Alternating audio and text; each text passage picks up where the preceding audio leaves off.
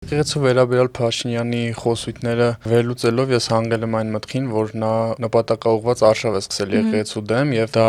ոչ թե 3 4-ն է սկսել, այլ դեռ 2018 թվականից եւ միգուցե դրանից էլ առաջ, ու ես հանգել եմ այն մտքին, որ Նիկոլ Փաշինյանը եւ իր կինը Աննա Հակոբյանը աղանդավորներ են, որոնք հայրաքելական եկեղեցու հանդեպ խոր ատելություն են տածում։ Դա կարող ենք նկատել դեռ 2018 թվականի շակերտավոր հեղափոխության օրերին, երբ որ ղեռ ընթանում էր Նոր Հայաստան, Նոր Հայրապետ շարժումը, որտեղ դրա մասնակիցները լկտիաբար ներխուժեցին Մայրաթոռ եւ անվայել պահված ցուցաբերեցին այնտեղ։ Նիկոլ Փաշինյանը դա ոչ միայն չդատապարտեց, այլ նաեւ ինչքան որ ես հիշում եմ, նա խրախուսեց այդ դեպքերը, որը անընդունելի պահվածք էր Մայրաթոռի նկատմամբ։ Շարունակվեց դա հայ առաքելական եկեղեցու պատմությունը դասագրքերից հանելու Նիկոլ Փաշինյանի հրահանգով, երբ որ նա արդեն իշխանության էր